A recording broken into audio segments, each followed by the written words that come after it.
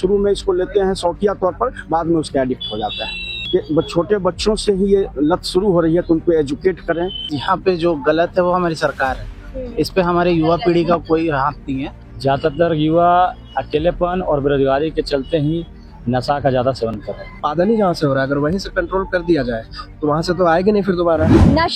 नशा एक ऐसा जाल है जिसमें आज की युवा पीढ़ी फंसकर अपनी जिंदगी खराब कर रही है। लेकिन अब सबसे बड़ा सवाल यही उठता है कि आखिर इसका जिम्मेदार कौन है?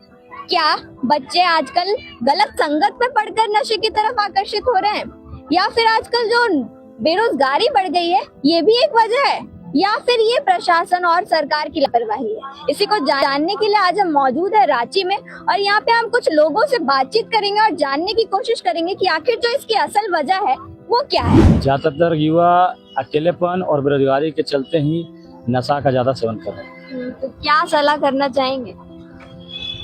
परिवार के गार्जियन को चाहिए कि उन लोग को एक अस्थाई कुछ काम में लगा दे, या तो फिर उसका अकेलापन या खालीपन उनसे बात करे, उससे सहानुभूति रखे, एक उसको गार्जियन एक उसको दोस्त की तरह उससे बिहेव करे। इसका असल वजह पेरेंटिंग है पहला तो, और दूसरा वजह गवर्नमेंट है जो इस तरह का नशा ड्रग्स को अच्छे तरह से बैन नहीं कर पा रही है। अगर वो जहाँ से आ रही है, उत्पादन ही जहाँ से हो रहा है, अगर वहीं से कंट्रोल कर दिया जाए तो वहाँ से तो आएगी नहीं फिर दोबारा। पेरेंटिंग अच्छे से नहीं हो पा रही है, अपने माँ बाप अच्छे से संस्कार नहीं दे पा रहे बच्चे को, तो वो नशा कैसे करने चला जा रहा है। अगर उसको प्रोडक्टिव बनाया जाए उस बच्चे को, तो वैसे भी नहीं करेगा नशा। दोस्ती को भी अच्छे से चुनना चाहिए ना। अगर एक अच्छा दोस्त बुरे दोस्त के संगत में बुरा बन जा रहा है, तो वही बुरा दोस्त एक अच्छे दोस्त के संगत में अच्छा क्यों नहीं बन पा रहा है? ये भी तो एक सोचने वाली बात है ना। तो क्या एडवाइस करना चाहेंगे जो लोग ऑलरेडी इसमें इन्वॉल्व हो चुके हैं, वो कैसे बाहर निकले?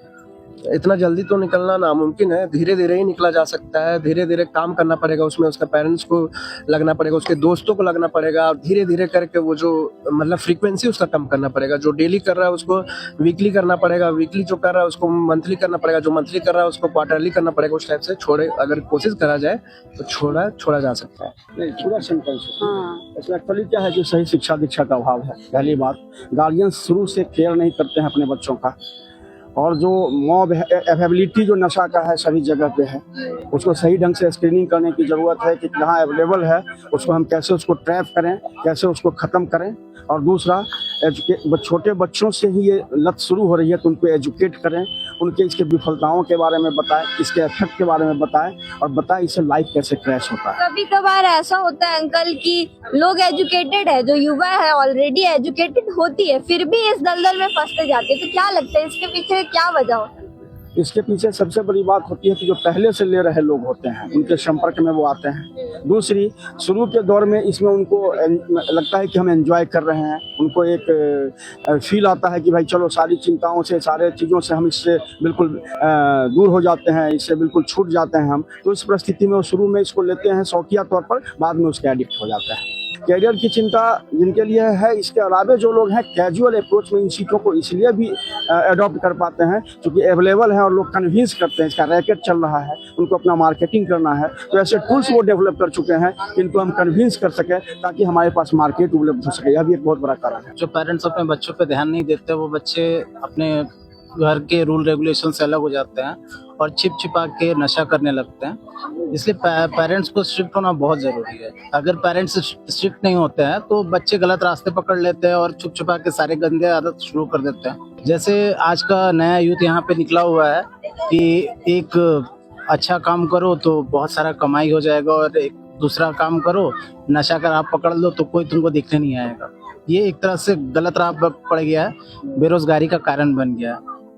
इससे ज़्यादा तो और कुछ अभी हम यहाँ पे नहीं एक्सपेक्ट किए हैं, और यही चीज़ देखते आ रहे हैं। यहाँ पे जो गलत है वो हमारी सरकार है, इस पे हमारे युवा पीढ़ी का कोई हाथ नहीं है।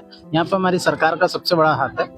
वो आज हमारे झारखंड में सबसे पहले इंटर्नशिप, स्कॉलरशिप, और जहाँ तक हो सके जितने भी बच्चों की फंडिंग आती है जिससे बच्चों को आगे स्कॉलरशिप मिलता है, उसको छुपाया जा रहा है। हेमंत सोरेन के द्वारा उसको हटाया जा रहा है। बच्चों को आज तक स्कॉलरशिप नहीं दिया जा रहा है। अभी हर कॉलेज, हर स्कूल्स में सारे बच्चे स्कॉलरशिप के लिए भटक रहे हैं।